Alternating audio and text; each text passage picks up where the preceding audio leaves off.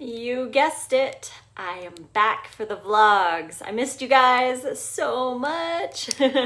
Excited to catch you up on what we've been working on, and yeah, let's get started.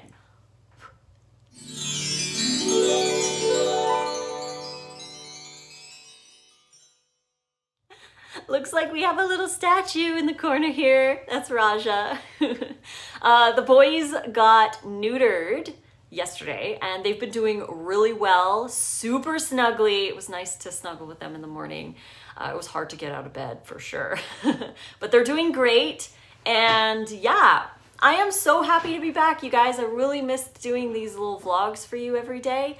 So what do we want to talk about? Let's catch up on what I've been doing for the last almost 3 weeks now. Wow, it's been a while since I've done one of these. And I'm also going to be talking about the nutrient, I guess you could call it, that I think is the most important of all. Again, it's been like almost 3 weeks since I've done one of these and I really miss them. I miss chatting with you guys like this, one-on-one, sharing my thoughts and what's up. We got back from a trip to Portland where we ran a 10-day intensive raw vegan content creator business retreat with Ted CARR and 5 other amazing souls that are all working on their own businesses and their online presence. It was so much fun. I learned so much. Our minds were blown every day. Ted says he learned a lot from me, but I think I learned more from him. Nate learned a lot. He was the chef for the entire time. He made great food. It was delicious. And he learned a lot too. And he kept the kitchen pristinely perfect. It was so wonderful. I'm so glad that he was able to be there with us. And yeah, what did we learn at the retreat? I can't even really think about all the stuff that I learned. We got clear on our message. We started writing a free ebook that I'm going to give away for free to you guys. It's going to be called Checkmate Your Cravings, which is everything that I know about cravings in one book with tips, tricks, mindset shifts, and all that stuff. It's something that I'm quite passionate about. And I feel that you guys who are following, many of you have issues with cravings, especially trying to stick to a raw vegan diet. So I wanted to write this for free for you guys. I'll also have other offers available coming soon. Lots of stuff got done. During the halfway point, I would say, we did a dopamine fast. So no phones, no music, no talking. We were just allowed to have a pen and a paper, and that's it for 6 hours straight.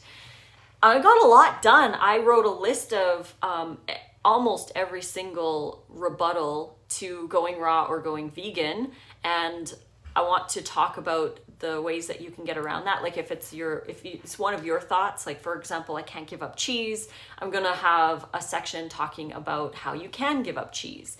So it's just a gigantic list for cravings and going vegan.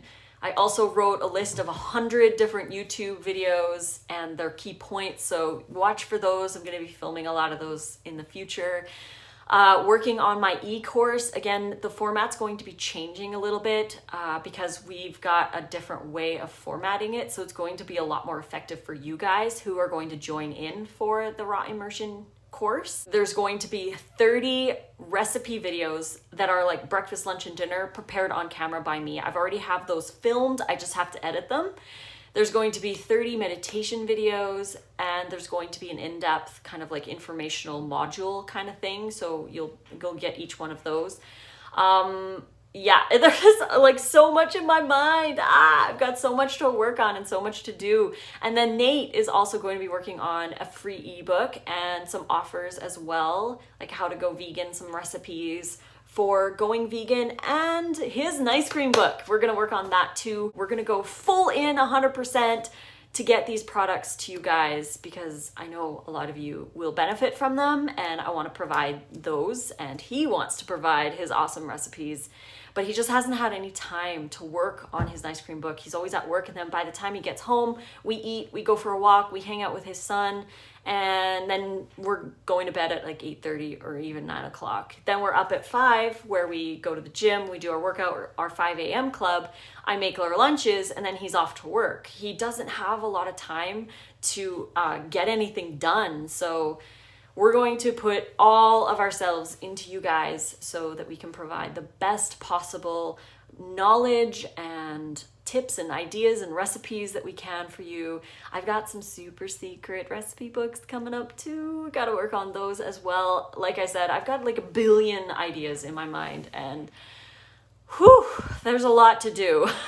And now it's time to get to work hardcore. Getting to the gym every day. Again, we worked out every day except for I skipped one day working out with Ted at the gym when we were on the retreat. That was awesome. So I've been working out pretty consistently for just over a month, and I'm gonna keep going. I'm trying. Again, 2020 is the year of routine, so I'm trying really hard to keep in routine with my workouts. We're going again tomorrow. I think it's gonna be leg day. Legs and core maybe, or maybe arms. Actually, my arms feel pretty good. I could probably do some shoulder stuff. And what else? Oh yeah, I wanted to talk about the number one thing that I think is the most important in any healthy diet. Some people might say it's protein, some people might say it's like nutrition, could be calories, which I think is pretty up there. Calories is definitely a very important factor in a healthy lifestyle. But what is it? What is my number one thing that I look for, and number one thing I try to eat an abundance of would be, drum roll, fiber. Fiber is so important, and I think it's completely underrated. We value other things like protein, carbs, even fats above fiber. And I think personally, fiber is much more important than any of them. If you're eating enough foods and enough variety and abundance, you're gonna get enough protein, you're gonna get enough calories, you're gonna get enough fats, you're gonna get enough carbs. If you're eating enough fibrous foods, eat a lot of fibrous foods, because the main reason is our gut bacteria thrive on raw plant fiber. So eating an abundance of raw plant fiber is going to boost your immunity. It's going to help with digestion. The fiber itself is going to help cleanse your colon, and it's going to trap those toxins that your body detoxes naturally every day if you get out of its way. It's going to trap those toxins and pull them out of your body. If you aren't eating enough fiber, those toxins can kind of float around your body. You get detox symptoms and all of that. But if you add more fiber, then the fiber is going to trap those toxins, pull them out, so you don't have your detox symptoms. That's something that I feel over the last 20 years being in the natural health industry, I've seen it time and time and time again. People will do a cleanse or a detox, and they get all these detox symptoms. They get tired, lethargic, headaches, flu-like symptoms, and all of that, because they're just not eating enough fiber. If you eat more fiber, it's going to facilitate detox, and you're going to lessen those detox symptoms. That's why I believe that I didn't get any detox symptoms when I went raw, because I was eating huge amounts of fibrous foods, like lots of salads. I eat 2 salads a day, big giant bowls of salad twice a day to get all of that fiber in. And we don't digest fiber. Our good bacteria digest it. They need it, and it's extremely important. So I personally eat around 80 to 90 grams of fiber a day. If I go up into the higher, like 2,700 calories, then I can hit the 100-gram mark.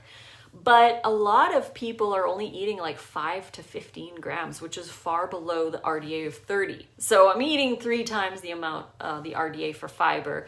And most people are trying to double, triple, quadruple their protein intake when they should be focusing on fiber and getting enough fiber. Again, if you eat enough fibrous foods, you're going to get a lot of protein in with that. So it's not so much of a big concern. Protein is in everything, so you're going to get enough if you eat enough variety and enough abundance. You have to eat a lot to get it. That's my goal, is to get 80 to 90 grams of fiber a day. So if you can't eat a lot of fiber, because I know a lot of people who are coming from a low fiber diet moving into eating more raw, they're going to get a little bit of a digestive upset, maybe some bloating, cramping, that kind of thing, because their gut bacteria isn't tuned to digest all of that fiber. The thing I've noticed for a lot of people when you're transitioning to raw is to just go slow. If you go slower and you just slowly increase the amount of fiber, you'll be able to eat more fiber. A great example is broccoli and sprouts. Many people find that they have issues digesting broccoli and sprouts, but it's because they don't eat it often enough and they're eating a huge amount all at once. Like say you have like a whole crown of steamed broccoli for dinner, you might get gassy because your body's not used to eating all of that broccoli. But as I mentioned in another one of my videos, if you just ate 1 floret a day for a week or 2 and then increased it to 2 florets a day, and then 3, and then 4, and then eventually you can eat the whole crown and not have any issues because you've built up a good colony in your gut that loves broccoli fiber. Same thing with sprouts and sauerkraut, kimchi, those kinds of foods. If you start slowly, start with a tablespoon, start with a teaspoon if you have to, start with a little tiny handful of sprouts every day, and then slowly increase that until you're able to eat a whole cup of sprouts, or even like I do, a whole cup of kimchi. But yeah, you just need to take your time and increase slowly if your diet is already on the lower fiber side. And that'll really help with the transition over to a raw vegan diet or even a high raw vegan diet. You just have to get used to eating that much fiber. The fiber isn't bad. It's not toxic to you when you eat a big salad and you get gassy and bloaty. It's just because you don't have enough bacteria to help digest that fiber. Another thing that could be causing a lot of gas and bloating might be sitting for long hours after eating. If you eat your dinner and then sit for 2 or 3 hours talking or watching Netflix or whatever, you're not moving your colon. So you need to get moving. Go for a walk after. Stand in the kitchen and wash dishes, or dance around the living room with the family. You got to get everything moving, and don't sit for long hours after eating because that's going to cause a lot of bloating.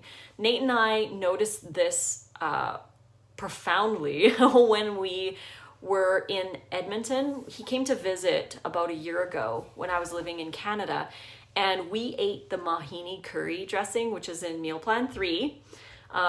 And we ate that probably like 4 or 5 days in a row.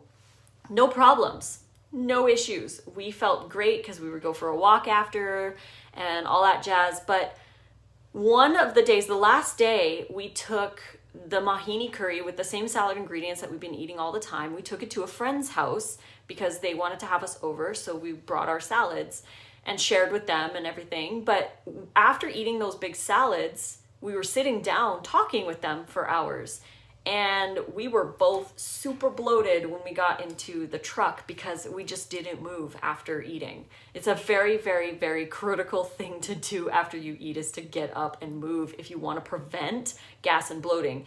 And like I said, we didn't have any issues the 4 nights before, but it was that 5th night that we were sitting for a couple hours after eating that we got gas and bloating.